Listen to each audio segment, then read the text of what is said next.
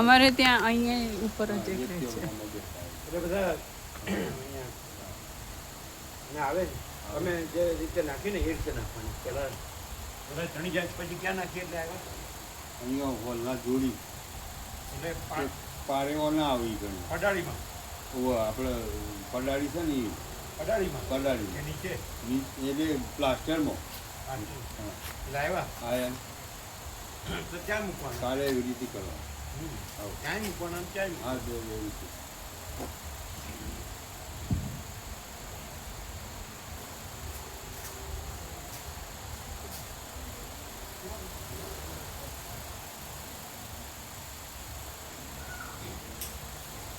એક થોડું ક્યાં લાગે છે અત્યારે તો ખરાબ હોય ક્યાં ને ના શું અચ્છા પ્રસાદથી પશુ લાવ્યું એવું કહેતા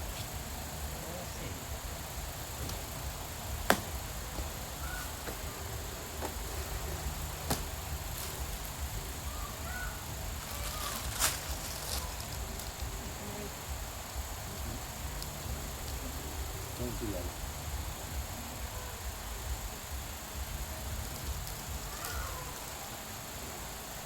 હતા કે વયા ગયા હતા ને અમે મોડા પડ્યા. હે અમે મોડા પડ્યા. તમે આ બધું કરવા હા રહ્યા એમાં એક વસ્તુ કીધું એટલે તરત એમ જ જવું પડે હા અમે આવ્યા એટલે સરસ બેઠા હતા એકદમ હા કેડી પણ સેવા મળી ગઈ હા કેડી પણ સેવા મળી ગઈ પાલનપુર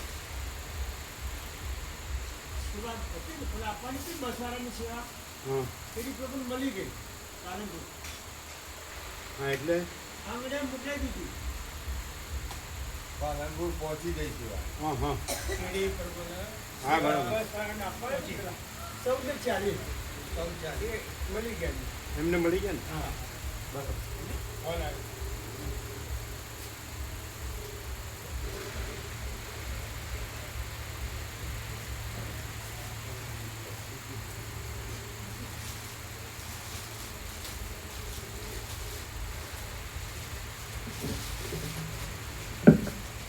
ऐसा है आनंद मंगल सब भगवान का आनंद मंगल ઓમ ઓમ બરાબર મામા પ્રભુનો ફોન મામા પ્રભુનો ઓઢવથી પાછું જવું પડ્યું એટલો ટ્રાફિક છે કે અમે પહોંચીએ તો 7:45 પહેલા ના પહોંચીએ. એટલે પાછા વળી ગયા. કેમ શું થયું બહુ ટ્રાફિક હતું. ઓઢવથી પાછા વળ્યા. ટ્રાફિક હતું એમ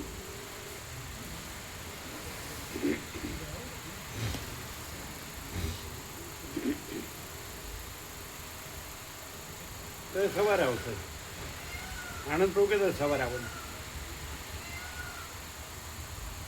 એ બધું આવે જ છે ને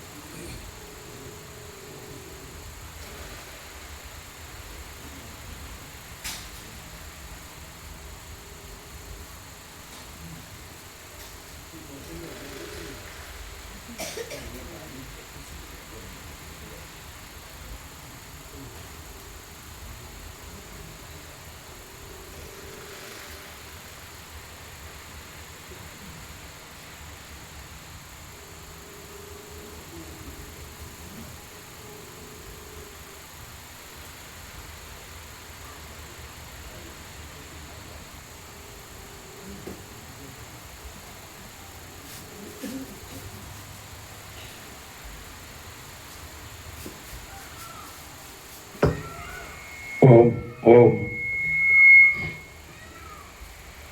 બરાબર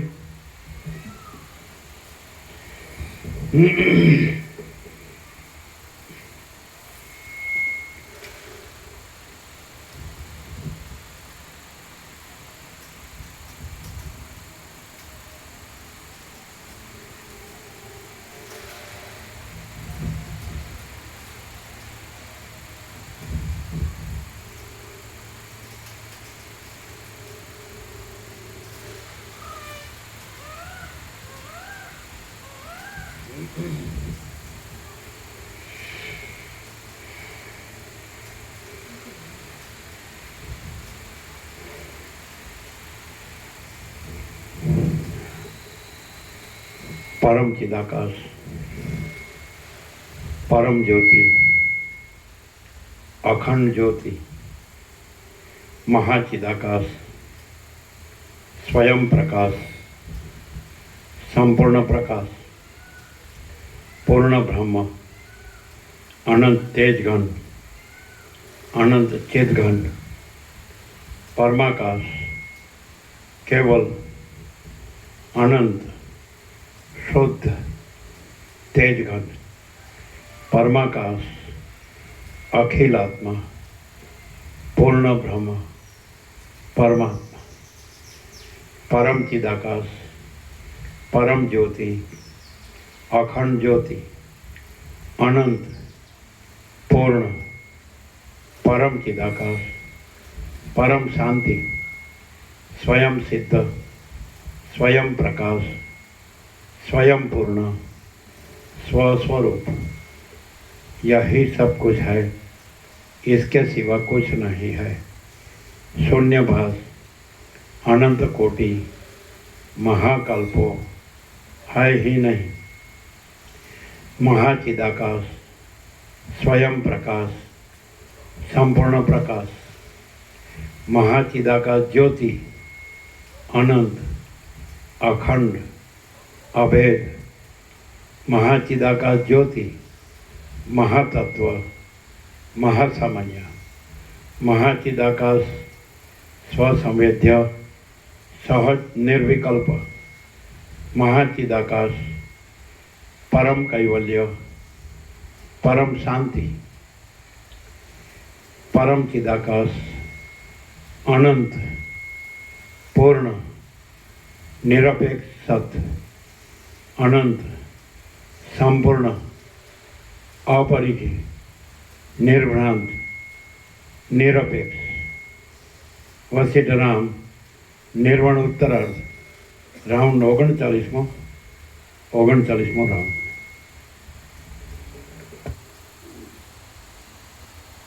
महाचिदाकाशના પાંચે પાંચ આવ્યા, महाचिदाकाशના પાંચે આવ્યા ને, महातत्व ने महासामान्य બધા આવી ગયા ને।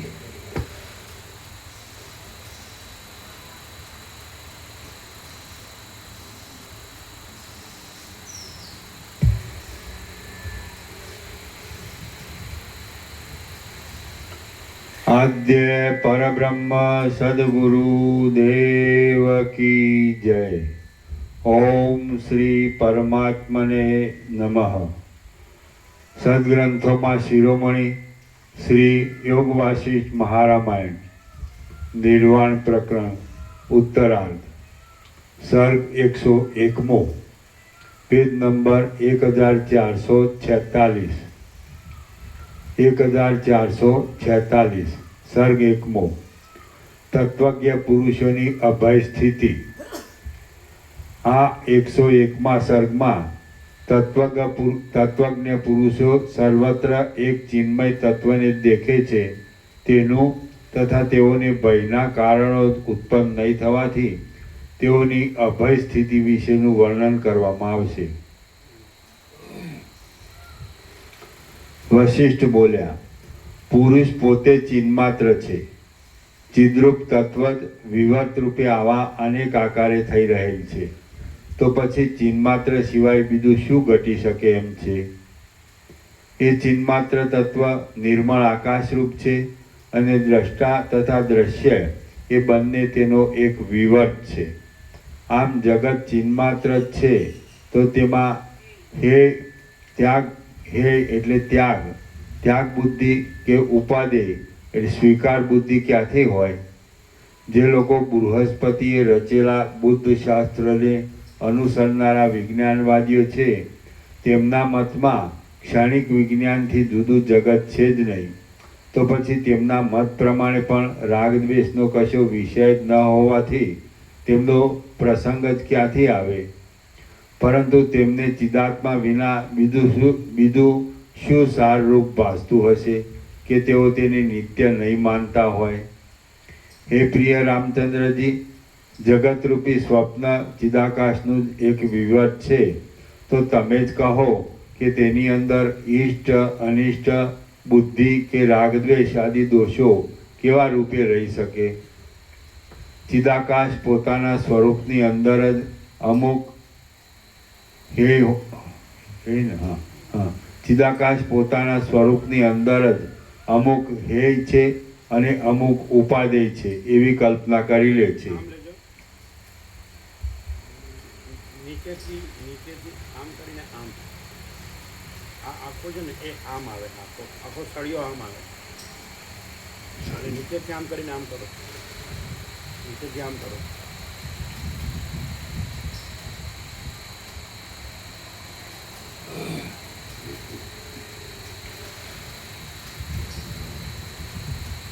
ચિદાકાશ પોતાના સ્વરૂપની અંદર જ અમુક હેય છે અને અમુક ઉપાદેય છે એવી કલ્પના કરી લે છે, પણ ખરું જોતા તેના નિર્મળ સ્વરૂપમાં એ સર્વ નિર્મળ ચિદાકાશ રૂપ જ છે. એમ છે તો પછી તેમાં ઈષ્ટ અનિષ્ટ આદિ દ્રષ્ટિ વળી કેવી હોય? મનુષ્ય, દેવતા અને નાગ વગેરે ચિદ્રૂપ છે. સ્થાવર અને જંગમ એ બંને પણ ચિદ્રૂપ છે. વળી સમુદ્રમાં થતા તરંગો તથા ચકરીઓની પેઠે ભાવ અભાવ વગેરે સર્વ પણ એ ચિદાકાશનો જ વિલાસ છે. હું ચિદાકાશ રૂપ છું, તમે ચિદાકાશ રૂપ છો અને મનુષ્યો પણ ચિદાકાશ રૂપ છે. આપણે કોઈ દિવસ મરતા નથી, કેમ કે ચિદાકાશ ક્યારે મરેલ છે? હે વિશાળ નેત્રવાળા રામચંદ્રજી, ચિદાકાશ પોતે સાક્ષી ચૈતન્ય રૂપ કહેવાય છે. તેનાથી જુદું દ્રશ્ય જ નથી. તે પોતે ચિદ્રૂપ હોવાથી વિવર્ત ભાવથી દ્રશ્યરૂપ થઈ રહેલ છે. માટે દ્વિત્વ એકત્વ પણ ક્યાં રહ્યા છે? જો એમ છે તો પછી ચિદાકાશ વિના બીજી નિત્ય હોય એવી કઈ વસ્તુ છે? આ તમે જ મને કહો. જો તે મરી જતું હોય તો પછી આજે આપણે જે સર્વ બેઠા છીએ તે ક્યાંથી હોઈએ? બૌદ્ધ આદિ અને ચાર્વાકાદિ વાદીઓ ચિદાકાશને છોડી દઈ બીજા રૂપ હોય તો તમે કહો. એ ચિદાકાશને જ કેટલાક બ્રહ્મ કહે છે, કેટલાક જ્ઞાનરૂપ કહે છે અને કેટલાક શૂન્ય કહે છે. કેટલાક એને મદિરામાંથી પેદા થતી મદ શક્તિના જેવું કૃત્રિમ કહે છે. કેટલાક એને પુરુષ રૂપ કહે છે, કેટલાક એને ચિદાકાશ રૂપ કહે છે, કેટલાક એને શિવ રૂપ કહે છે અને કેટલાક એને આત્મા રૂપ કહે છે. એવી રીતે ચિન્માત્ર પરમ તત્વને જુદા જુદા નામોથી કહેવામાં આવે તો પણ તે કોઈ દિવસ બીજું થઈ જતું નથી. કેમ કે સર્વમાં ચિદરૂપે રહેલ તે તત્વ પોતે જ સર્વ વિકલ્પનું સાક્ષી રૂપ છે. તેથી તે પોતાના આત્માને એવા પ્રકારે સમજે છે, બાકી બીજું કશું તેનાથી જુદું નથી. મારા અવયવો ભલે ચૂરેચૂરા થઈ જાઓ કે તે મેરુના જેવા વૃદ્ધિને પ્રાપ્ત થાઓ, પરંતુ મારી ચિદ્રૂપની તેથી શી ક્ષતિ કે શી વૃદ્ધિ થશે? જો કે આપણા પિતામહ વગેરે વડવાઓ મરી ગયા છે, પણ ચિદ્રૂપ તત્વ મરેલ નથી. જો કદાચિત તે ચૈતન્ય તત્વ મરી ગયેલ હોય તો આપણામાં રહેલ ચૈતન્ય તત્વ અને તેમનામાં રહેલ ચૈતન્ય તત્વ એક જ છે. તેથી આપણું ચૈતન્ય પણ મરણ પામ્યાથી આપણો જન્મ થવો સંભવતો નથી. ચિદાકાશ અક્ષય છે અને તેનો જન્મ કે નાશ થતો નથી. આત્માનો નાશ શું થાય અને શી રીતે થાય એ તમે જ કહો. આકાશનો નાશ શું થાય અને શી રીતે થાય એ તમે જ કહો. ચિદાકાશ અવિનાશી છે અને તે પોતાના એક વિવર્ત રૂપે આ જગતના આકારે પ્રતીતિમાં આવે છે. એ તત્વ જન્મ મરણથી રહિત છે અને કેવળ પોતાના સ્વરૂપમાં સદાકાળ રહે છે. ચિદાકાશ રૂપી એક સ્ફટિકનો પર્વત છે. તેને આદિ, મધ્ય અને અંત નથી. તે પોતાની અંદર જગતને પ્રતિબિંબ રૂપે ધારણ કરે છે અને પાછો તત્વ સાક્ષાત્કાર થવા રૂપી અગ્નિ વડે તેને ભસ્મ કરી દે છે. તે પોતાના સ્વચ્છ સ્વરૂપમાં સ્થિર થઈ રહે છે. હે પ્રિય રામચંદ્રજી, અંધકાર વડે રાત્રિમાં દેખાતું વાદળાના સમૂહ જેવું કંઈક અનિર્વચનીય જગતનું આવરણ પ્રાતઃકાળમાં જોતા ક્રમે કરીને નિશેષ રીતે ક્ષીણ થઈ જાય છે, તે જ પ્રમાણે પોતાના સ્વરૂપની અંદર અજ્ઞાનરૂપી અંધકાર વડે કલ્પાયેલું આ જગત પણ ક્રમે કરી જ્ઞાન વડે નિશેષ રીતે ક્ષીણ થઈ જાય છે. સમુદ્ર જેમ પોતાની અંદર જળ આદિને અને ચક્રી આદિને પોતાના અંગ રૂપે ધારણ કરી રહેલ છે, તેમ ચિદાકાશ પણ પોતાની અંદર જગતરૂપી એક અવયવને વિવર્ત રૂપે ધારણ કરી રહેલ છે. પુરુષ પોતે ચિદ્રૂપ જ છે અને તે આકાશની પેઠે કોઈ દિવસ નાશ પામતો નથી. તો પછી હું નાશ પામું છું એવો શોક કરવો વ્યર્થ છે. એક દેહમાંથી બીજા દેહની પ્રાપ્તિ થવાથી ઉલટો નવો મહોત્સવ પ્રાપ્ત થાય છે. તો હે મૂઢ પુરુષો, મરણરૂપી એક હર્ષસ્થાનમાં તમે શા માટે ખેદ પામો છો? જો કદાચિત તમને એવો જ ભ્રમ હોય કે મરી ગયા પછી પાછો પુનર્જન્મ થતો નથી, તો પણ મરણમાં એક મોટો પુરુષાર્થ રહ્યો છે એમ સમજવું. કેમ કે મરણ થવાથી ભાવ અભાવ, લેવું દેવું વગેરે સંબંધી જન્મ અને જરા, મરણ, ભય, શોક, આધિવ્યાધિ સંબંધી જ્વર શાંત થઈ જાય છે. એવી રીતે જન્મ મરણ હોય તો પણ તેમાં સુખ દુઃખ માનવાનો કશો જ અવકાશ નથી. વસ્તુતઃ જોતા મરણ પણ નથી, જન્મ પણ નથી અને તેને લીધે સુખ દુઃખ પણ નથી. કેમ કે મિથ્યા હોવાથી આ કશું છે જ નહીં. ચિદાકાશ જ આ સર્વના આકારે વિવર્ત રૂપે થઈ રહેલ છે. મરી ગયા પછી જો પાછો બીજા દેહનો લાભ થતો હોય તો એક નવો જ ઉત્સવ પ્રાપ્ત થાય છે. કેમ કે મરણ એ એક જરા, રોગ આદિથી ઝડપાયેલા કારાગૃહ જેવા પૂર્વ દેહનો જ નાશ છે. તો એ તો પરમ સુખરૂપ છે. મરણમાં દેહ, જીવ વગેરે સર્વનો અત્યંત નાશ થઈ જાય છે. પુનર્જન્મ નથી એમ માનવામાં આવતું હોય તો પણ સંસારરૂપી એ એક મહારોગનો ક્ષય થાય છે એમ સંતોષ માનવાનો છે. મરણ થયા પછી પુનર્જન્મ થતાં ફરીવાર બીજા દેહનો લાભ થતો હોય તો પણ એક નવો જ ઉત્સવ સાંપડે છે. કદાચિત તમને મરણ પછી દુષ્કર્મથી પ્રાપ્ત થતા નરક આદિ દુઃખની ભીતિ રહેતી હશે, તો આ લોકમાં પણ દુષ્કર્મથી થતા રાજદંડ આદિનો ભય છે અને પરલોકમાં પણ નરક આદિનો ભય છે. એટલે એ ભીતિ સમાન છે. આથી બંને લોક સુધારવાને તમારે કદી પણ દુષ્કર્મ કરવા નહીં. હું મરી જઈશ એમ તમે ભયથી પોકાર કરો છો, પરંતુ હું પાછો પુનર્જન્મ હોવાથી થઈશ એવો વિચાર કરતા નથી. આ સર્વ ચિદાકાશ રૂપ જ છે અને તે ચિદાકાશ પોતાના શુદ્ધ સ્વરૂપમાં જ જગત આદિના આકારે વિવર્ત રૂપે થઈ રહેલ છે. તો તેમાં જન્મ મરણ ક્યાં રહ્યા અને શ્રીમંતાઈ કે ગરીબાઈ પણ ક્યાં રહી? તમે કેવળ ચિદાકાશ રૂપ થઈને રહો અને ખાનપાનાદિ પ્રારબ્ધ પ્રાપ્ત કાર્ય સુખથી કરતા રહો. તમે મમતાથી રહિત થઈ જાઓ. તમે આકાશના જેવા નિર્મળ અને નિર્વિકાર છો, તો તમારામાં ઈચ્છાનો ઉદય જ ક્યાંથી થાય? પોતાના સ્વાભાવિક પ્રવાહના બળે થયેલા પ્રયત્ન વડે પ્રાપ્ત થયેલા તથા દેશકાળના બળથી આવી મળેલા અતિ પવિત્ર એવા શબ્દ આદિ વિષયો વિવેકી પુરુષો નિર્ભય રહીને સુખથી ભોગવે છે.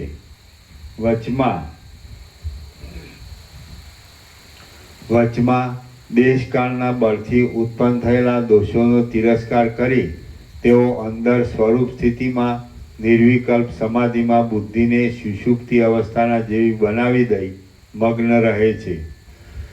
તેઓ મરણથી દુઃખને પ્રાપ્ત થતા નથી, જીવિતથી સુખને પ્રાપ્ત થતા નથી, કશાની ઈચ્છા કરતા નથી અને કોઈના દ્વેષ પણ કરતા નથી. તેઓ તો વાસના માત્રથી રહિત થઈ સ્વસ્વરૂપમાં સ્થિર થઈ રહેલ છે. વાસનાથી રહિત થઈ રહેલા વિવેકી પુરુષોને કશામાં ઈચ્છા હોતી જ નથી. તેથી મરણ જીવિત અને જન્મરૂપી જીર્ણ તૃણનો તેઓ વિચાર જ કરતા નથી. તેમણે તો જાણવાનું સર્વ જાણી લીધું હોય છે, છતાં તેઓ ઉપરથી અતિ મૂઢની જેમ વર્તે છે અને પર્વતની પેઠે પોતાની સ્થિતિમાં નિર્ભયપણે અચળ થઈ રહે છે. શ્રી યોગ વાસિષ્ઠ મહારામાયણમાં નિર્વાણ પ્રકરણના ઉત્તરાર્ધનો પરમોપદેશ નામનો સર્ગ 101મો સમાપ્ત. સર્ગ 102મો તત્વજ્ઞ પુરુષોના લક્ષણો.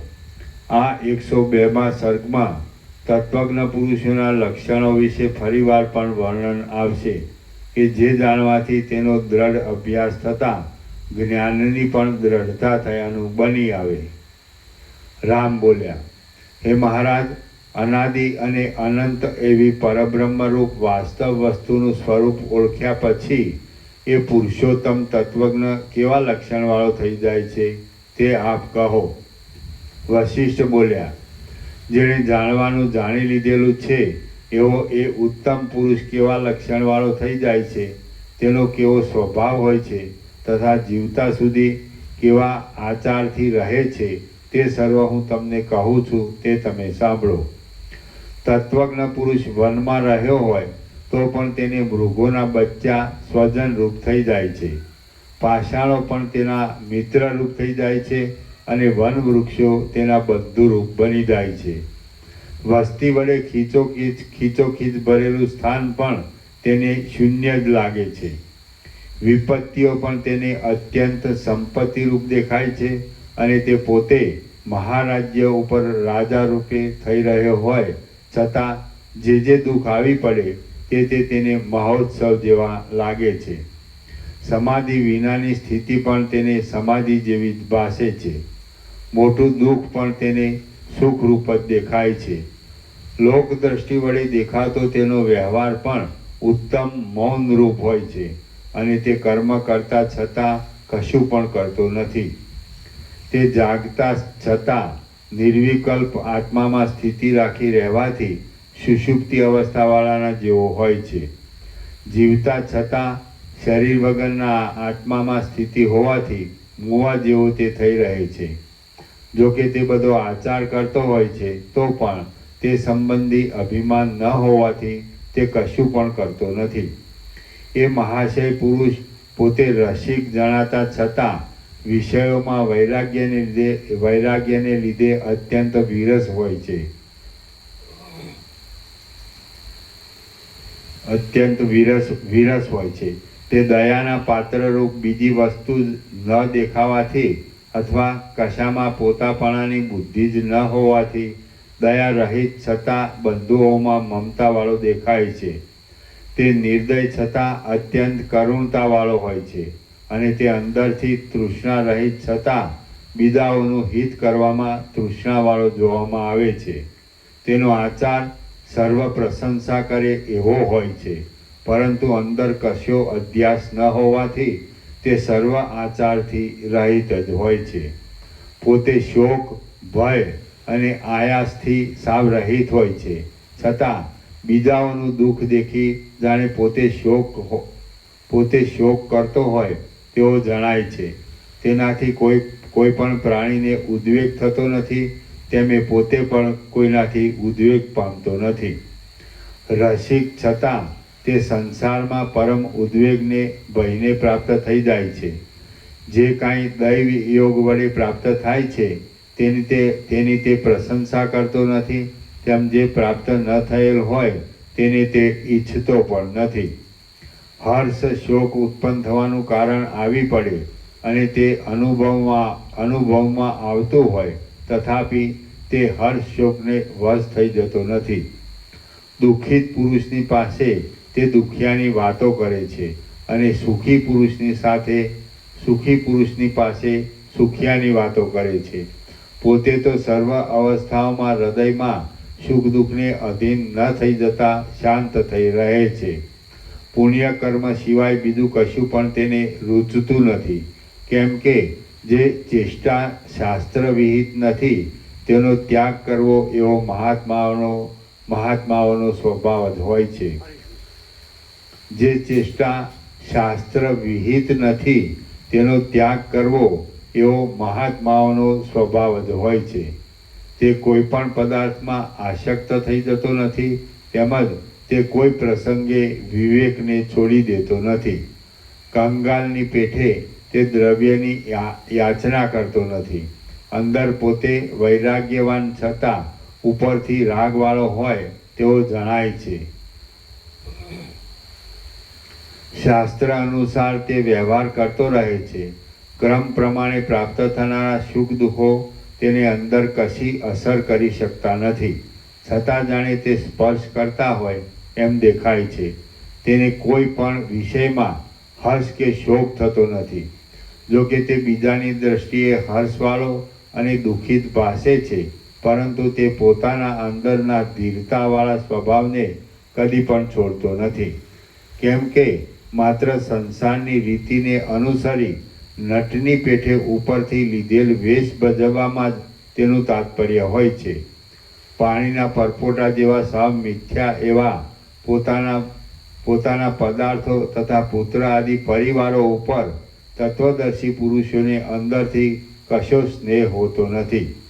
તત્વજ્ઞ પુરુષો અંદર અનાશક્તિને લીધે કશા ઉપર પ્રીતિ ન હોવાથી સ્નેહ વિનાના હોય છે, છતાં જાણે તેમનું હૃદય અતિ ઘાટા સ્નેહથી બહુ જ આર્દ્ર થઈ રહ્યું હોય તેમ ક્રમ પ્રમાણે તેઓ સર્વના ઉપર પોતાની સ્નિગ્ધ વૃત્તિ બતાવતા રહે છે. મૂઢ પુરુષો તો દેહમાં આત્મબુદ્ધિ થવા રૂપે મૂઢ પુરુષો તો દેહમાં આત્મબુદ્ધિ થવાને લીધે વિષ વડે જાણે મૂર્છિત થઈ રહ્યા હોય તેમ વિષયોમાં જ લીન થઈ જાય છે. છતાં એ નારકી જીવો વૈતરણી નદીના પ્રવાહમાં તણાતા જઈ વાયુની પેઠે માત્ર ઉપરથી જ વૃથા વિષયોને ભોગવે છે, પણ વિષયોનું મિથ્યાપણું અનુભવી વિશ્રાંતિ મેળવી શકતા નથી. તત્વદર્શી પુરુષો બહાર સર્વ શિષ્ટ પુરુષોના જેવા ઉત્તમ યોગ્ય આચારને સારી રીતે કરતા રહે છે, પણ અંદરથી તેઓ સર્વ વિષયમાં શીતળતાવાળી સ્થિતિ ધારણ કરે છે. અંદર કોઈ વાતમાં તેમનો બહુ અભિનિવેશ હોતો નથી, છતાં જાણે તેઓ અભિનિવેશથી યુક્ત જ હોય એમ દેખાય છે. રામ બોલ્યા, હે મુનિશ્રેષ્ઠ, તત્વજ્ઞનું ઉપરના લક્ષણોવાળું સ્વરૂપ સત્ય છે કે અસત્ય છે તે કોણ જાણી શકે એ આપ કહો. કેમ કે દંભ વડે અજ્ઞાની પુરુષ પણ એવી તરહનો જોવામાં આવે છે. હે મહારાજ, અશ્વના જેવું બ્રહ્મચર્ય પાળનારા દુષ્ટ ચિત્તવાળા માન પ્રતિષ્ઠા ઇત્યાદિ ઈચ્છનારા કેટલાક દાંભિક પુરુષો પણ પોતાના તપસ્વીપણાની મિથ્યા ખ્યાતિ લોકોમાં દ્રઢ થાય એટલા માટે મહાત્માના જેવો આડંબર કરે છે. વશિષ્ઠ બોલ્યા, મેં કહેલા લક્ષણવાળું તત્વજ્ઞનું સ્વરૂપ ભલે અસત્ય ઉપરથી આડંબર માત્ર હો અથવા ભલે સત્ય હો, પરંતુ એ સ્થિતિ દુર્લભ હોવાથી ઉત્તમ જ છે. બાકી તત્વદર્શી વિદ્વાનોમાં તો એ લક્ષણોનો સમૂહ પોતાના સ્વાભાવિક અનુભવના બળથી જ દ્રઢ થઈ રહ્યો હોય છે એમ તમે સમજો. તત્વજ્ઞ પુરુષો ક્રિયાના ફળમાં કશો આગ્રહ રાખ્યા વિના રાગીની પેઠે ચેષ્ટા કરતા રહે છે અને અંદરથી પોતે વિતરાગ હોય છે. તેમની હાંસી થાય એવું કશું પણ તેમનામાં દુર્વ્યસન હોતું નથી. તેઓ તો અવિવેકી પુરુષોને દુઃખિત જોઈ પોતે કરુણા વડે આકુળ થઈ જઈ હસે છે. તેઓ આ સર્વ દ્રશ્યને તેનું વાસ્તવ સ્વરૂપ ઓળખાયાથી ચિત્તરૂપી અરીસામાં દેખાતી કપટની બનાવટી ભીંતની પેઠે અને સ્વપ્નમાં હાથ આવેલા સુવર્ણની પેઠે અસત્ય સમજે છે. જેમ ચંદનના કાષ્ટોની સુગંધ દૂરથી કૃમિ આદિ જીવોના જાણવામાં આવતી નથી, તેમ એવા મહાત્માઓની અંદર રહેલી શીતળતાને કોઈ પણ બીજા પ્રાણીઓ જાણી શકતા નથી. પરંતુ જેમ સર્પના પગને સર્પ જ ઓળખે છે, તેમ એ મહાત્માઓને તેમના જેવા શુદ્ધ ચિત્તવાળા જ્ઞાત જ્ઞેય જાણવાનું જેણે જાણી લીધું છે એવા પુરુષો ઓળખી લે છે. સર્વથી ઉત્તમ એવા મહાત્માઓ પોતામાં રહેલા ઉત્તમ લક્ષણને છુપાવે છે. કેમ કે ગામડામાં મળનારા ધન આદિ વડે ખરીદી ન શકાય એવા અમૂલ્ય મણીને બજારમાં કોણ વેચવા કાઢે? તત્વજ્ઞ મહાત્માઓનું પોતાની અંદર રહેલા ગુણોને છુપાવવામાં જ તાત્પર્ય હોય છે, પરંતુ બીજાઓને દેખાડવામાં તેમનું તાત્પર્ય હોતું નથી. કેમ કે હે રામચંદ્રજી, તેમનામાં કોઈ પણ જાતની વાસના હોતી નથી, તેમજ દ્વૈત બુદ્ધિથી પણ તેઓ રહિત હોય છે અને તેમનામાં કશું પણ અભિમાન હોતું નથી. હે રામચંદ્રજી, એ મહાત્માઓને એકાંત, નિરભિમાનપણું, અકિંચનપણું, કૌંસમાં દરિદ્રતા અને મનુષ્યોની ઉપેક્ષા એ સર્વ જેવું સુખ ઉત્પન્ન કરે છે તેવું સુખ મોટી સમૃદ્ધિ પણ આપી શકતી નથી. તેમનું વિદિત વેદ્યપણું પોતાના અનુભવ વડે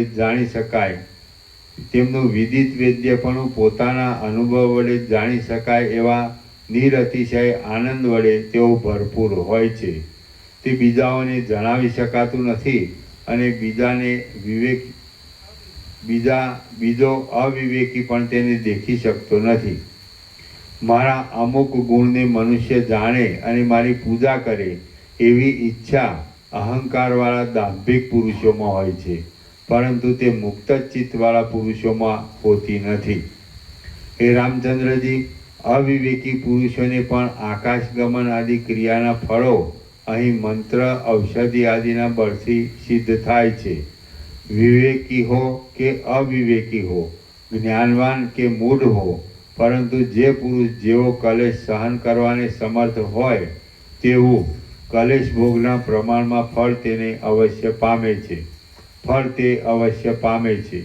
જેમ ચંદનની અંદર સુગંધ રહેલી છે, તેમ સર્વના હૃદયની અંદર પોતાના વિહિત નિષિદ્ધ કર્મોનું ફળ અપૂર્વ રૂપે રહ્યું હોય છે. તે કર્મ કરનાર પુરુષને કાળે કરીને આવિર્ભાવને પ્રાપ્ત થતા અનુભવમાં આવે છે. તેને અહંતા, વાસના, દ્વૈત બુદ્ધિ અને દ્રશ્ય પદાર્થોમાં વાસ્તવિકપણું જણાય છે. તે જ આકાશગમન આદિ ક્રિયાના ફળને સાધે છે. પરંતુ જે તત્વજ્ઞ પુરુષો સમજે છે કે આ સર્વ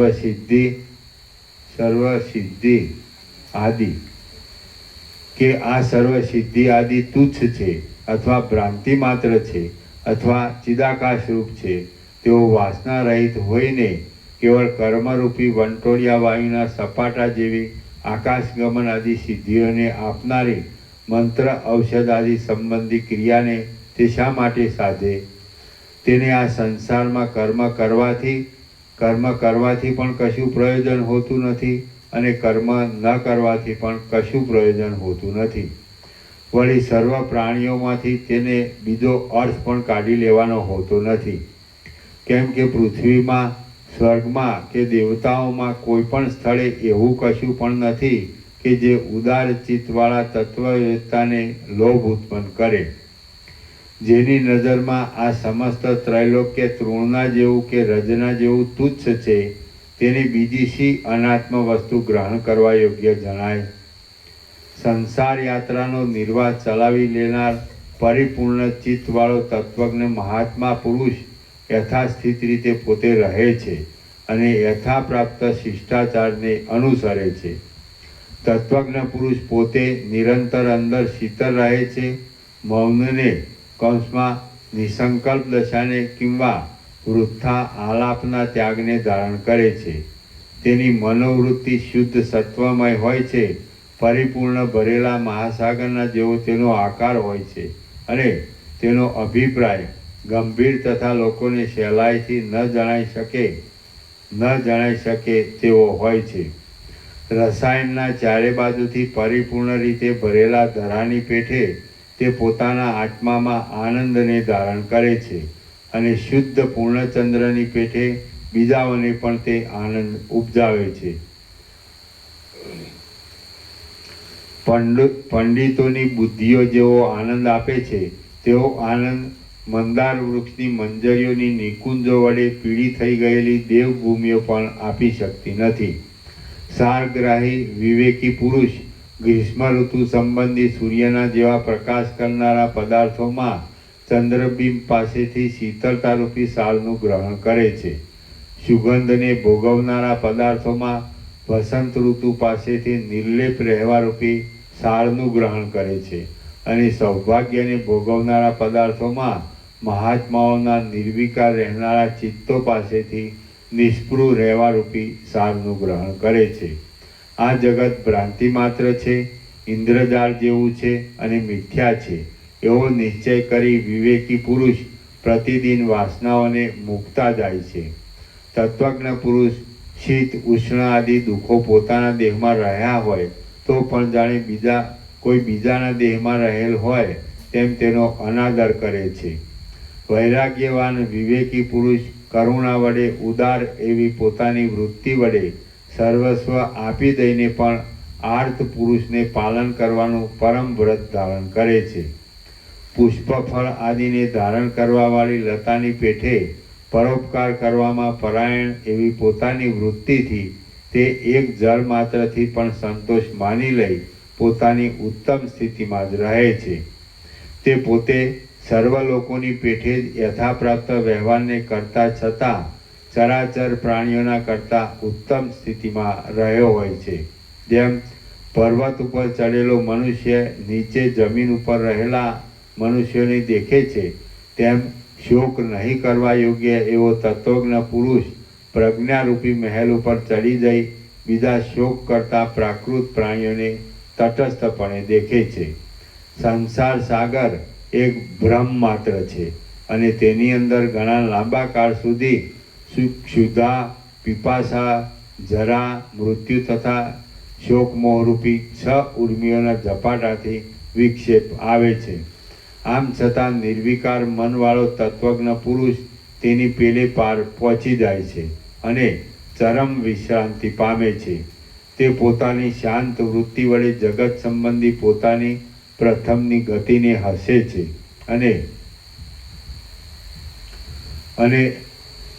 અને સંસારરૂપી ભ્રાંતિને ખૂબ ગાઢી રીતે ધારણ કરી રહેલા મનુષ્યોના સમૂહને પણ તે પોતે અંદર જાણે હસતો હોય એવો થઈ રહે છે. જંગલમાં ભૂલો પડવાથી ગોથા ખાનારા આંધળા વટે માર્ગોની પેઠે અંધ પરંપરાથી ચાલી આવતી આ સંસાર સંબંધી દ્રષ્ટિઓ સાવ મિથ્યા છે.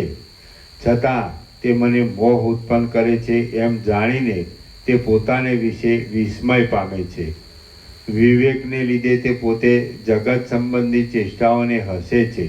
છતાં પણ પોતાને અષ્ટવિધ ઐશ્વર્ય પ્રાપ્ત થાય તો તેને જોઈને પણ એ મને આ બધું અપ્રિય હોવાથી તૃણ જેવું છે એમ સમજે છે અને શાંતપણાને લીધે જરા પણ અહંકાર લાવતો નથી.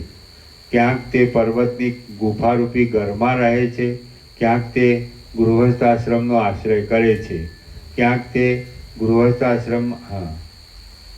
તે પર્વતની ગુફારૂપી ઘરમાં રહે છે, ક્યાંક તે પુણ્યાશ્રમનો આશ્રય કરે છે અને ક્યાંક તે ગૃહસ્થાશ્રમમાં રહ્યો હોય છે અને ક્યાંક તે બહુ વક્તાપણે પ્રસિદ્ધ હોય છે, ક્યાંક તે ભિક્ષાવ્રતમાં રહી પોતાનો આચાર પાળે છે, ક્યાંક તે એકાંતમાં તપસ્વી થઈ રહે છે, ક્યાંક તે મૌન વ્રત ધારણ કરે છે અને ક્યાંક તે ધ્યાનપરાયણ જોવામાં આવે છે, ક્યાંક તે વિદ્વાન રૂપે પ્રખ્યાત હોય છે, ક્યાંક તે શ્રુતિ અને સ્મૃતિનો શ્રોતા બની જાય છે, ક્યાંક તે રાજા રૂપે તો ક્યાંક દ્વિજ રૂપે જોવામાં આવે છે અને ક્યાંક તે અજ્ઞાનીના જેવો થઈ રહે છે, ક્યાંક તે ગુટિકા, અંજન, ખડગ આદિ વડે સિદ્ધ બની જઈ આકાશમાં વિચરે છે, ક્યાંક તે શિલ્પકળા વડે પોતાની આજીવિકા ચલાવે છે અને ક્યાંક તેણે પામનનું રૂપ ધારણ કર્યું હોય છે, ક્યાંક તે આચરણથી રહિત જોવામાં આવે છે, ક્યાંક તે મહાક્ષોત્રિય રૂપે જોવામાં આવે છે, ક્યાંક ઉન્મત્તના જેવી તેની ચેષ્ટા દેખાય છે અને ક્યાંક તે સંન્યાસી રૂપે જોવામાં આવે છે. પુરુષ કાંઈ શરીર આદિરૂપ નથી, તેમ ચિત્ત આદિરૂપ પણ નથી. પુરુષ પોતે ચેતન રૂપ છે અને તે કોઈ દિવસ નાશને પ્રાપ્ત થતો નથી. તે કાપ્યો કપાતો નથી અને બાળ્યો બળતો નથી. તે સડતો નથી અને સુકાતો નથી. તે નિત્ય છે, સર્વવ્યાપી છે, સ્થિર છે, અચળ છે અને સનાતન છે. આવી રીતે જેને સારી રીતે તત્વજ્ઞાન થઈ ગયેલ હોય છે તે તત્વજ્ઞ પુરુષ જ્યાં જેવી દશામાં રહ્યો હોય ત્યાં તેવી સ્થિતિમાં ભલે રહો. તેને અમુક વર્ણાશ્રમની મર્યાદામાં રહી શું સાધવાનું છે? તત્વવેત્તા પુરુષ ભલે પાતાળમાં પ્રવેશ કરો, આકાશમાં જાઓ, કિંવા પોતાના ચૂરે ચૂરા થઈ જાય તેવી રીતે ભ્રમણ કરો, પરંતુ તેનું સ્વરૂપ ચિન્માત્ર, અજર અને અમર છે.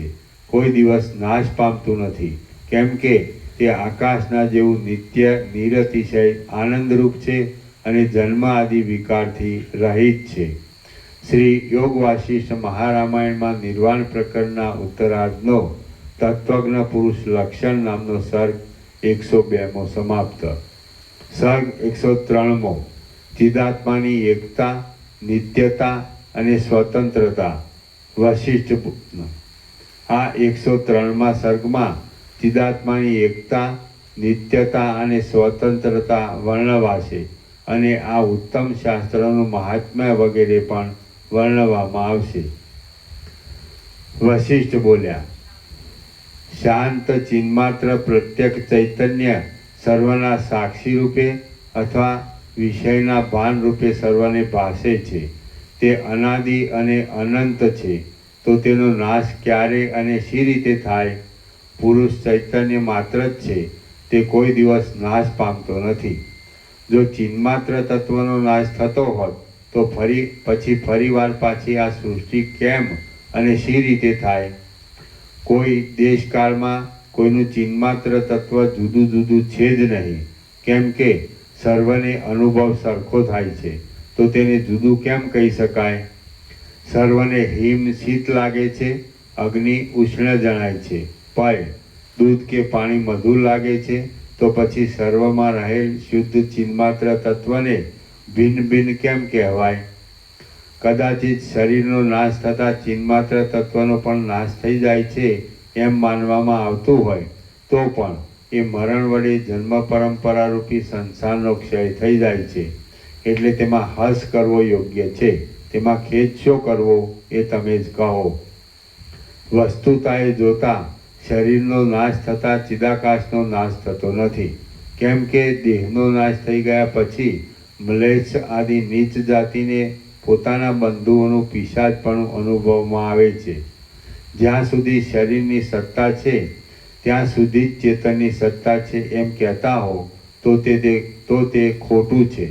કેમ કે જો તેમ હોય તો શરીર અખંડ રહ્યા છતાં સબ શા માટે ચાલતું નથી એ તમે જ કહો.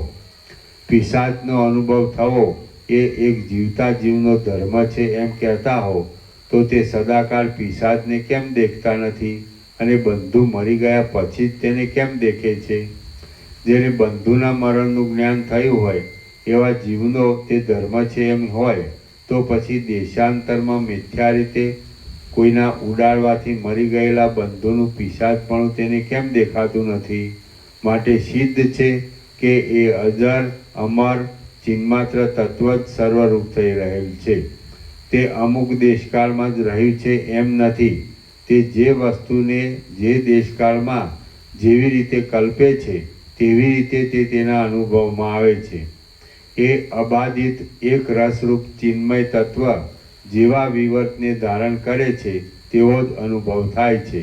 આમ થવામાં મુખ્ય હેતુરૂપ તેનો અનાદિ સિદ્ધ સ્વભાવ જ છે. સૃષ્ટિના આદિકાળમાં જ પ્રધાન પરમાણુ આદિ બીજું કશું પણ કારણ બ્રહ્મથી જુદું સંભવતું જ નથી. કદાચિત તે હોય તો તે કેવું છે અને શી રીતે તેને કારણરૂપ માની શકાય તે કહો. દ્રશ્યની શોભા વસ્તુતઃ જોતા સાવ શૂન્ય જ છે. તે સૃષ્ટિના આદિકાળમાં ઉત્પન્ન થયેલ નથી તેમ હમણાં પણ તે છે જ નહીં. કેવળ ચિદાકાશ જ વિવર્ત રૂપે જગતના આકારે ભાસે છે. આ દ્રશ્ય ચિદાકાશના એક વિવર્ત રૂપ છે અને દ્રશ્ય રૂપે તેને કલ્પી લે તો તે દ્રશ્ય રૂપે દેખાય છે. બાકી અધિષ્ઠાન ચૈતન્ય વિના દ્રશ્યની કલ્પના બીજી કઈ જગ્યાએ થાય? ચિદાકાશરૂપ આત્મા પોતાના ચમત્કારના ચાતુર્યને ચિદાકાશરૂપ આત્મા પોતાના ચમત્કારના ચાતુર્યને વિવર્તને આ દ્રશ્ય છે એવી ગાઢી ભાવનાને લીધે જાગ્રત અને સ્વપ્ન અવસ્થામાં બોધ વડે બહિર્મુખપણાથી દેખે છે અને સુષુપ્તિમાં અજ્ઞાનને લીધે દેખતો નથી. બોધ અને અબોધ એ બંને ચિદાકાશનું જ રૂપ છે. બોધ અને અબોધ એ બંને ચિદાકાશનું વિવર્ત રૂપ છે અને તે નિર્વિકાર છે. એ બંનેનો ભેદ માત્ર વાણીમાં છે પણ અર્થમાં નથી. માટે દ્રશ્ય વસ્તુ જ નથી. જે કાંઈ આ પદાર્થોનું દ્રશ્યપણું પ્રતીતિમાં આવતું હતું તે અવિચારને લીધે જ માત્ર હતું. એ અવિચાર હમણાં વિચાર વડે નષ્ટ થઈ ગયેલ છે તો પછી એ દ્રશ્ય ક્યાંથી દેખાય? આ આત્મજ્ઞાનના વિચારમાં જ બુદ્ધિને સારી પેઠે પરિશ્રમ આપવો. જો યત્ન વડે તેનો અભ્યાસ કરવામાં આવે તો તે બંને લોકમાં સિદ્ધિ આપનાર છે. હે મહાશય રામચંદ્રજી, તમને અવિદ્યાની નિવૃત્તિ થઈ છે, છતાં અભ્યાસ વિના તે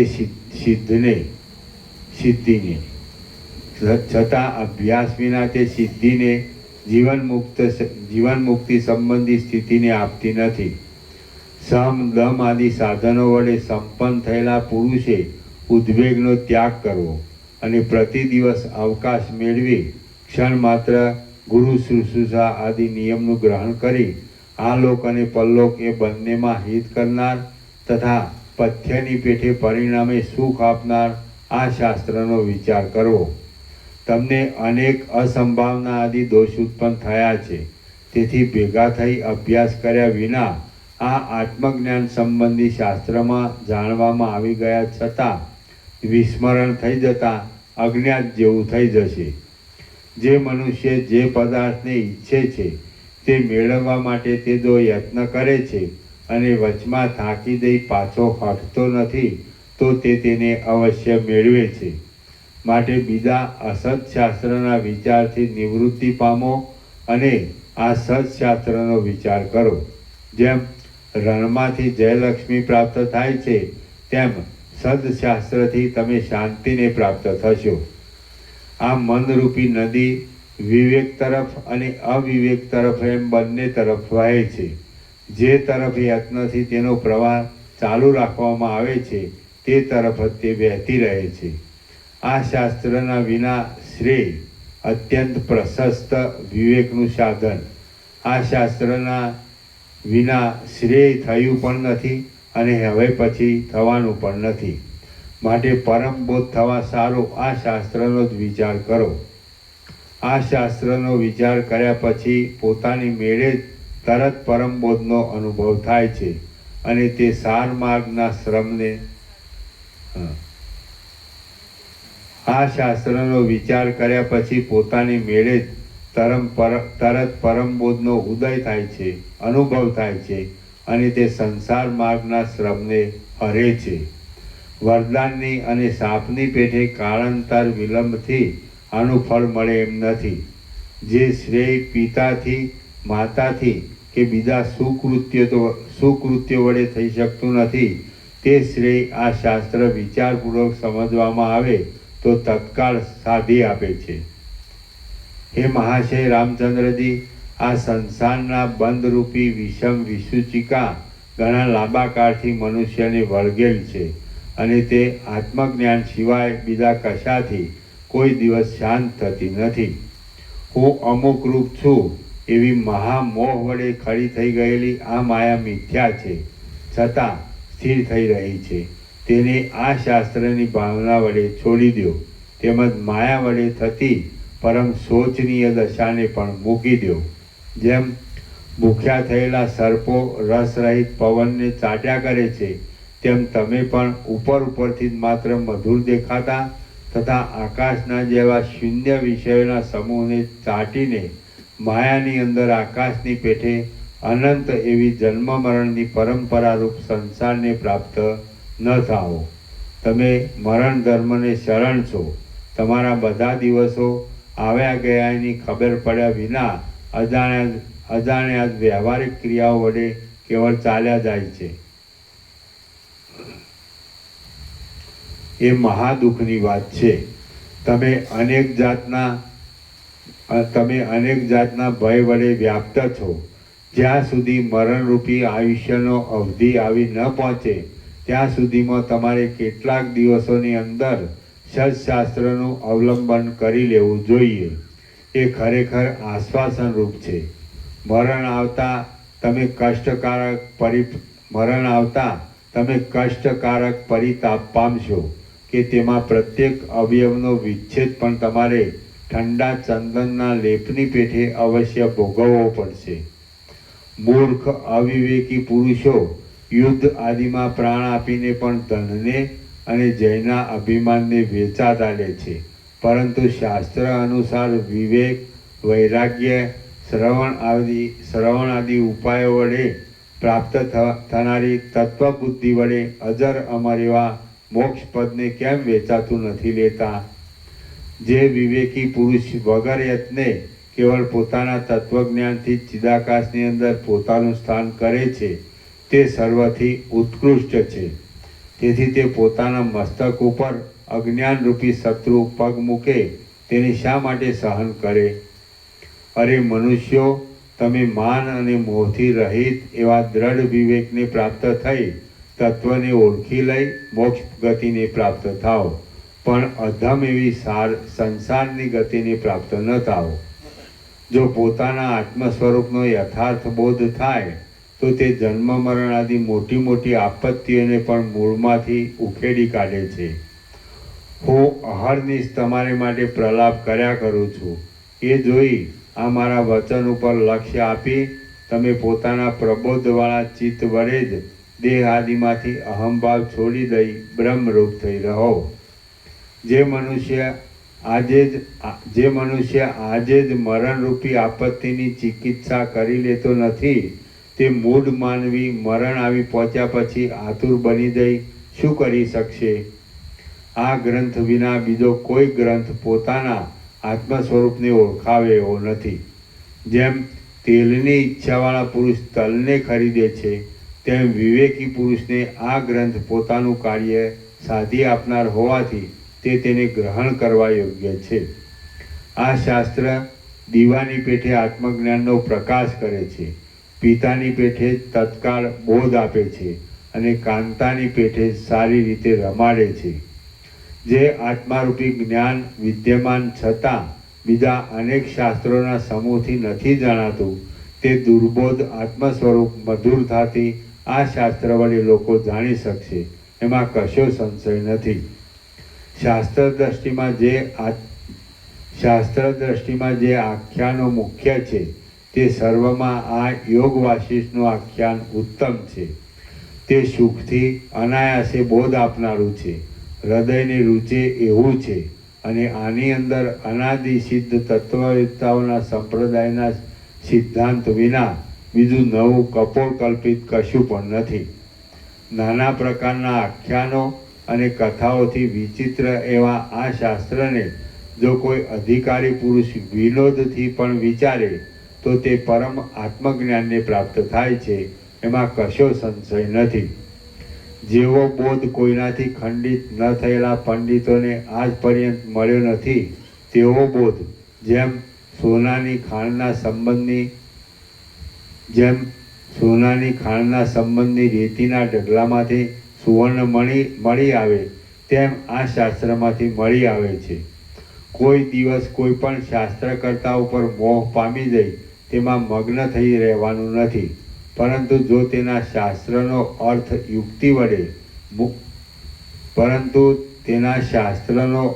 યુક્તિ વડે યુક્ત હોય અને અનુભવમાં બંધ બેસતો આવતો હોય તો જ તેમાં મોહ પામી જઈ મગ્ન થઈ રહેવાનું છે. ઉત્તમ શાસ્ત્રના અર્થનું અપમાન કરનારા અવિચારી આત્મહત્યારા પુરુષો સાથે વિવેકી પુરુષે કોઈ દિવસ અજ્ઞાનથી, મત્સરથી કે મોહથી મૈત્રી કરવી નહીં. હે રામચંદ્રજી, આ શ્રોતાઓનો સમૂહ તમે અને હું જેવા અધિકારી છીએ. તમારી સર્વની બુદ્ધિ તથા શ્રવણ, ધારણા, અભ્યાસ વગેરેમાં જેવી નિપુણ છે અને હું પોતે પણ જેવો છું એ સર્વ હું યથાર્થ રીતે જાણું છું. તમારા સર્વના ભાગ્યોદયથી ઉદ્ભુત થયેલી કરુણા વડે હું તમને ઉપદેશ આપવામાં પ્રવૃત્ત થયો છું. કેમ કે મારો સ્વભાવ જ એવો દયાદ્ર છે. હું નર નથી, ગંધર્વ નથી, દેવ નથી કે કોઈ રાક્ષસ નથી, પણ તમારો પોતાનો શુદ્ધ થયેલો ચિદાત્મા જ તમારા પુણ્ય યોગથી શુદ્ધ આત્મતત્વનો તમને બોધ કરવા અહીં મારા આકારે આવેલ છે. તમે સર્વ પણ મારા ચિદાત્મા રૂપ છો અને એ ચિદાત્મા અત્યંત નિર્મળ તથા નિર્વિકાર છે. હું પણ તમારા પુણ્યથી ઉપદેશક થઈ રહ્યો છું, પણ વસ્તુતઃ હું બીજા કશા રૂપ નથી, તેમ તમારા આત્માથી જુદો પણ નથી. જ્યાં સુધી રાત્રિના જેવા મહાઘોર, ભયંકર અને અંધકારમય એવા મરણના દિવસો આવી પહોંચ્યા નથી, ત્યાં સુધીમાં સર્વ વસ્તુઓમાં વૈરાગ્ય રાખવારૂપી સારને ગ્રહણ કરી લ્યો. જે પુરુષ અહીં નરકરૂપી વ્યાધિની ચિકિત્સા નથી કરતો, તે પોતે પાછળથી નરકની પીડા પામીને ઔષધ વગરના સ્થાનમાં ગયા પછી શું કરી શકશે? જ્યાં સુધી સર્વ પદાર્થોમાં વૈરાગ્ય થયેલ નથી, ત્યાં સુધી પદાર્થોની વાસના ઓછી થતી નથી. હે મહાબુદ્ધિમાન રામચંદ્રજી, આત્માનો સંસાર સાગરમાંથી સંપૂર્ણ રીતે ઉદ્ધાર કરવા માટે વાસનાને ઓછી કર્યા વિના બીજો કશો પણ ઉપાય કોઈ જગ્યાએ છે જ નહીં.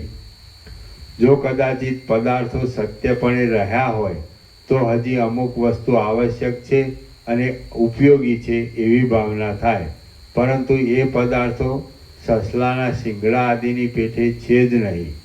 જગતના સર્વ પદાર્થો અવિચાર વડે જોવામાં આવે તો તે મનોહર દેખાય છે, પરંતુ વિચાર કરે તો તેમનું અસ્તિત્વ જ ન જણાતા તેઓ ક્યાંય જતા રહે છે. પ્રામાણિક વિચારો કર્યા છતાં જે જગતના પદાર્થો વિદ્યમાન જણાતા નથી, તેઓ સદાકાળ શી રીતે છે અને તેમનું કેવું સ્વરૂપ છે? સૃષ્ટિના આદિકાળમાં જ કારણના અત્યંત અભાવને લીધે સર્વ જગતના પદાર્થો ઉત્પન્ન થયેલા નથી, અને જે કાંઈ આ દ્રશ્ય રૂપે પ્રતીતિમાં આવે છે તે બ્રહ્મ જ તેવા રૂપે વિવર્ત ભાવથી ભાસે છે. સર્વ ઇન્દ્રિયો વડે અગમ્ય એવા પરબ્રહ્મની અંદર મન અને ઇન્દ્રિયો વડે પ્રતીતિમાં આવતા પદાર્થોનું કશું પણ કારણ છે જ નહીં, કેમ કે મન ઇન્દ્રિયો તેમાં કારણરૂપ જણાય છે અને પરબ્રહ્મ તેમના વિષય જ નથી. જુદા જુદા નામરૂપે પ્રતીતિમાં આવતા પદાર્થોનું નામરૂપથી રહિત બ્રહ્મ કેમ કારણ હોય? તત્વ વસ્તુમાં અવસ્તુપણું ક્યાંથી હોય અને શૂન્યની અંદર અશૂન્યપણું પણ કેમ સંભવે? જેમ વડ પોતે સાકાર છે તો તેનું બીજ પણ સાકાર જ છે, તેમ સાકાર જગતનું બ્રહ્મ જ કારણ હોય તો તે પણ સાકાર હોવું જોઈએ. તે વિના શી રીતે તેમાંથી તે ઉત્પન્ન થાય? જેમાં કંઈ પણ આકૃતિવાળું બીજ જરા પણ પ્રતીતિમાં આવતું નથી, તે બ્રહ્મમાંથી આ આકૃતિવાળું જગત ઉત્પન્ન થાય છે. એ એક આશ્ચર્યની વાત છે. એ પરમપદની અંદર કાર્યકારણ ભાવ આદિ કશું પણ નથી. વાચાળતાથી તેમાં જે કાંઈ કલ્પના કરવી તે એક મૂર્ખતા છે. સહકારી કારણનો અભાવ હોય તો કારણમાંથી કાર્યની ઉત્પત્તિ થાય નહીં. આ વાત બાળકને પણ અનુભવમાં આવે એવી છે. પૃથ્વી આદિની વારંવાર પ્રતીતિ થવી એ જ તેના કારણરૂપ છે. આથી તે કંઈ વાસ્તવ વસ્તુ નથી. છાયા એ શી વસ્તુ છે એ તમે કહો. તે તડકામાં શી રીતે રહી શકે એ પણ તમે કહો. આ જગત પરમાણુઓના સમૂહ છે એ વાત પણ વાસ્તવિક નથી, કેમ કે સસલાનું શિંગડું ધનુષ્યના જેવડું છે એ કહેવામાં કેવળ અજ્ઞાન જ છે. કુદરતી પરમાણુઓનો સમૂહ ભેગો થઈ જગતને ઉત્પન્ન કરે છે એમ જો હોય તો પાછો તે આકાશમાં જ કુદરતથી વિખેરાઈ જવો જોઈએ. દેશ દેશમાં અને ઘેર ઘેર એ પરમાણુઓના અવયવરૂપ રજ નિરંતર નવી નવી રીતે ઉડ્યા કરવી જોઈએ, અથવા તો રોજ તેનો મોટો ઢગલો કે મોટો ખાડો થઈ રહેવો જોઈએ. પરંતુ તે તો કશું દેખાતું નથી. કદાચ તે જગત કોઈનું બનાવેલું કહીએ તો તે કર્મ કોનું બનાવેલું છે? તેને ઈશ્વરકૃત માનીએ તો વ્યર્થ કર્મ તો મૂર્ખ હોય તે કરે. નિત્ય મુક્ત ઈશ્વર નિરર્થક પ્રવૃત્તિ કરે જ નહીં. વળી જડ પરમાણુઓ પોતાની મેળે સૃષ્ટિ રચવામાં સમર્થ થઈ શકે નહીં. હે પ્રિય રામચંદ્રજી, આ અચિંત્ય રચનારૂપી કર્મ કોઈએ અજ્ઞાનપૂર્વક જ બનાવી દીધું હોય એમ તો સંભવતું નથી. હવે જો તેને બુદ્ધિપૂર્વક બનાવ્યું હોય તો એવો કોણ ઉન્મત્ત હોય કે જે બુદ્ધિપૂર્વક વ્યર્થ કર્મ કરે? જડ પવન પણ બુદ્ધિપૂર્વક ચેષ્ટા કરી શકે નહીં, અને તેની ચેષ્ટા વિના પરમાણુઓનો સમૂહ ભેગો થઈ જાય એ વાત પણ સંભવતી નથી. વળી આ જગત બીજા કોઈની કૃતિરૂપ છે એમ પણ સંભવ જણાતો નથી.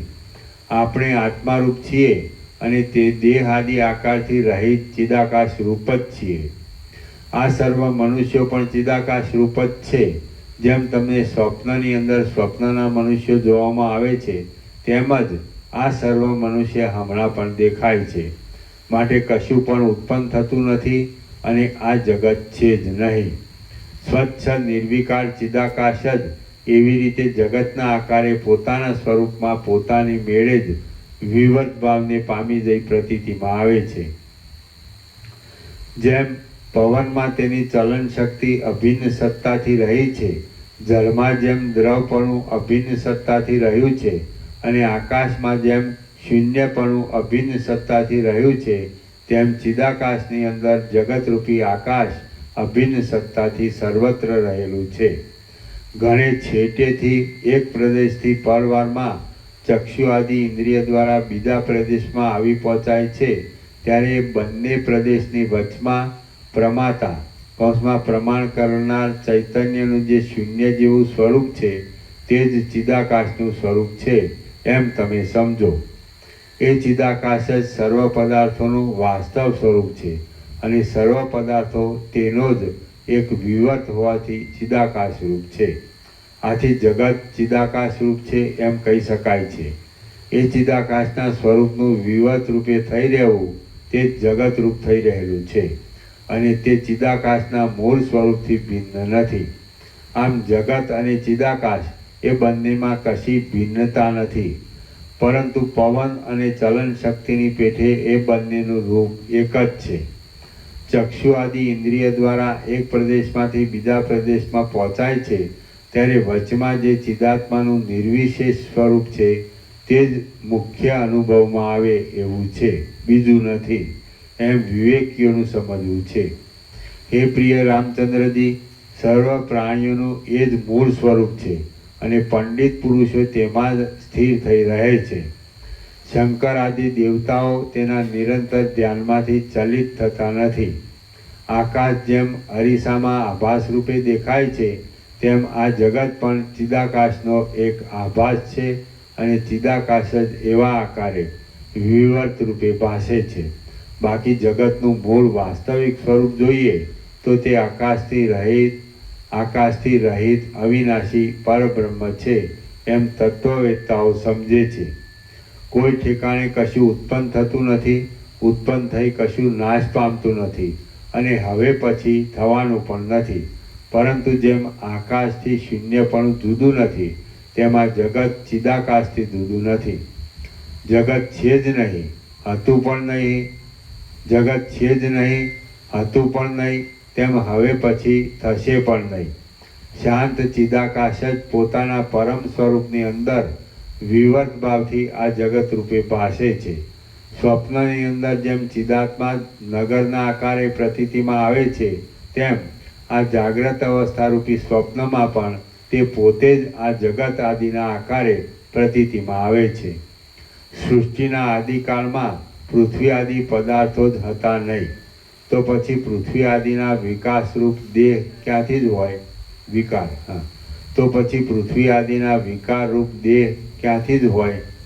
આથી સિદ્ધ થાય છે કે પ્રતીતિમાં આવતું આ શરીર આકાશરૂપી ચિદાત્માનું એક સ્વપ્ન છે. મહાચિદાકાશનું સ્વયંભૂ વિરાટ નામનું શરીર પ્રથમ સ્વપ્નરૂપ છે. આપણે સર્વ એ સ્વયંભૂના શરીરમાંથી ઉત્પન્ન થયા છીએ. તો તે એ સ્વપ્નમાંથી ઉત્પન્ન થતા બીજા અનેક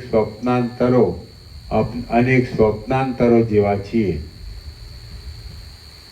આપણે સર્વ એ સ્વયંભૂના શરીરમાંથી ઉત્પન્ન થયા છીએ. તે તો એક સ્વપ્નમાંથી ઉત્પન્ન થતા બીજા અનેક સ્વપ્નાંતરો જેવા છીએ. જેમ ગળાની પાસેના ગાલ ઉપર થયેલા ફોલ્લાનો ગળાની સાથે પરંપરા સંબંધ છે, તેમ આપણા ચિદાત્માના સ્વયંભૂરૂપી શરીરની સાથે પરંપરા સંબંધ છે. આથી આપણું મન પરમ પ્રયત્ન વડે પણ તે તરત વળી જતું નથી.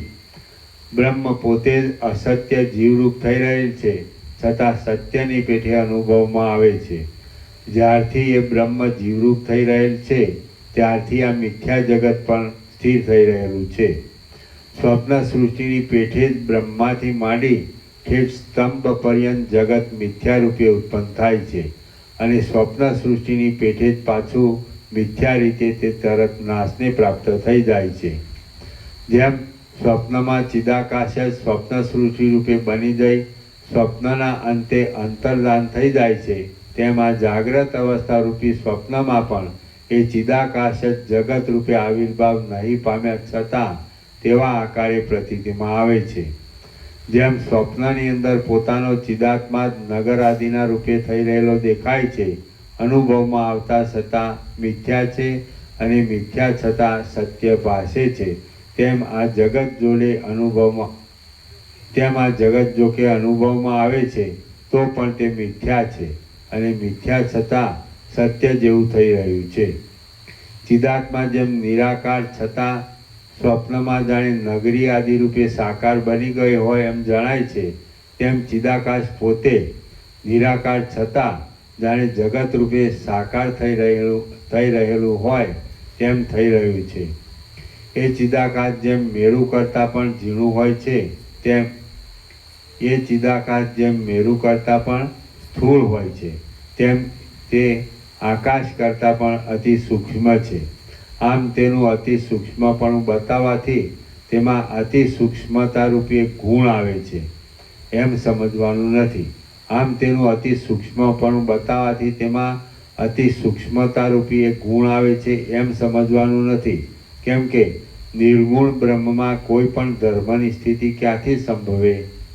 અહીં બ્રહ્મની આકાશથી પણ અતિ સૂક્ષ્મતા બતાવવાનો હેતુ એવો છે કે તેની અંદર કારણના અભાવને લીધે જગતનો આકાર સંભવતો નથી. જે નગર આદિનો આકાર પ્રથમ સૃષ્ટિના આદિકાળમાં છે જ નહીં, તે પછી જગતમાંથી ક્યાંથી ઉત્પન્ન થાય?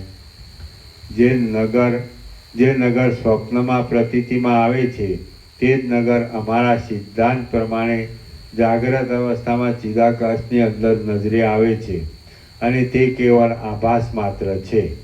જેમ શૂન્યપણાનો અને આકાશનો કશો ભેદ નથી, તેમ સ્વપ્નમાં દેખાતા પર્વતનો ને ચિદાકાશનો કશો ભેદ નથી. જે ચિદાકાશ છે તે સ્વપ્નનગર છે. જેમ પવનની ચલન શક્તિ એ પવનરૂપ છે, અને ચલન તથા સ્થિરતા એ બંનેમાં પવન એકરૂપ જ છે, તથા તે આકાશથી પણ અભિન્ન છે, તેમ જગત અને ચિદાકાશ એ બંનેમાં કશો ભેદ નથી. ચિદાકાશ જ આ જગતના આકારે વિવર્ત રૂપે પ્રતીતિમાં આવે છે. આ સર્વ પાયા વગરનું શૂન્ય છે, અને ચિદાકાશ રૂપી સૂર્યનો આભાસ માત્ર છે. આ સર્વ શાંત પરબ્રહ્મ રૂપ છે, જન્મનાશ આદિથી રહિત છે, અને અખંડ સ્ફુરણ રૂપે ભાષા કરે છે. છતાં તે શિલાના જેવું નિસંકલ્પ છે, નિર્મળ છે અને નિર્વિકાર છે. માટે તમે જ કહો કે પદાર્થો ક્યાંથી થયા, તેની સ્થિતિ શી રીતે થઈ, પદાર્થોની ભાવના ક્યાં કરવી, દ્વિત્વ એકત્વ આદિ પણ ક્યાં રહ્યું, તેમ હું પણ ક્યાં રહ્યો અને પદાર્થો પણ ક્યાં રહ્યા અને તેની ભાવના પણ ક્યાં રહી? હે પ્રિય રામચંદ્રજી, તમે નિર્વિકાર અને શુદ્ધ બોધરૂપ ચેતન તત્વની સાથે એકતા પામો. તમે નિરંતર ઉત્સાહથી વ્યવહાર કરો છતાં નિર્વિકાર રહી બુદ્ધિમાંથી દ્વિત્વ એકત્વાદી વિકલ્પોને કાઢી નાખો. તમે ચિત્તને ઉત્તમ રીતે શીતળ રાખો અને આત્મા સ્વરૂપના નિરતિશય આનંદ વડે સુખી થઈ રહો. કેમ કે વિક્ષેપના હેતુરૂપ પદાર્થો છે જ નહીં. શ્રી યોગ વાસિષ્ઠ મહારામાયણમાં નિર્વાણ પ્રકરણના ઉત્તરાર્ધનો પરમાર્થ કરતા પ્રતિપાદન નામનો સર્ગ, પરમાર્થ એકતા પ્રતિપાદન નામનો સર્ગ 103મો સમાપ્ત. ઓમ ઓમ ઓમ. પ્રસાદ આપી દો.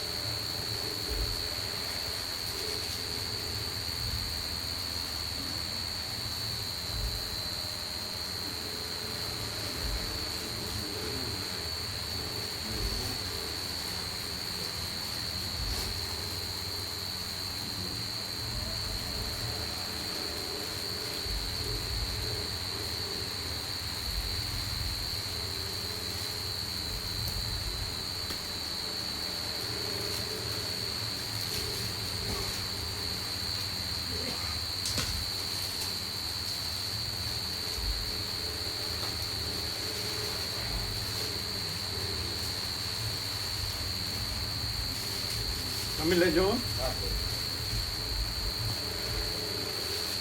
એમને ભોજન પ્રસાદ આપજો. ફૂલ વિવેક પ્રભુને.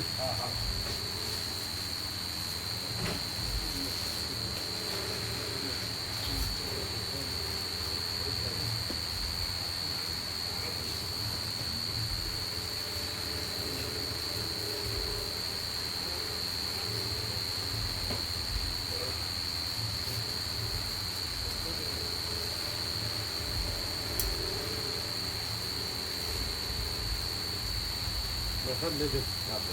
इनको दिया प्रसाद.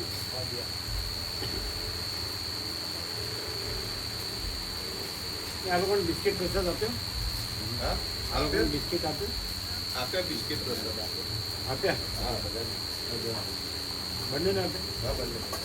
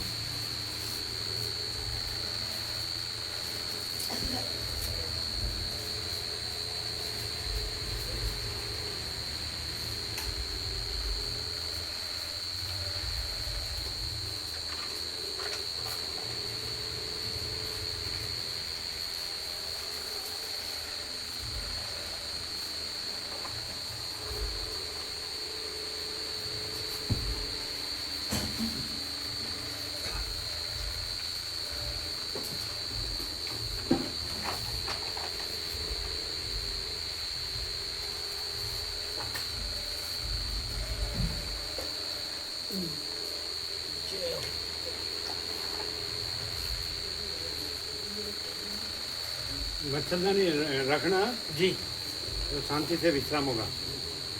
मच्छरदानी रखना मालूम है ना, तो अभी आप ही हाँ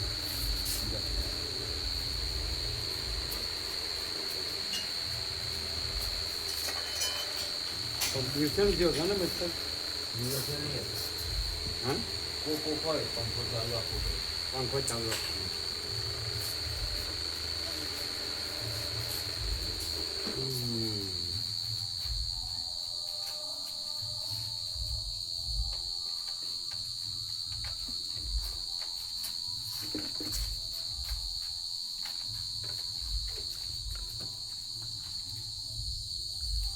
ये सबको भोजन प्रसाद प्रसाद फूल देना.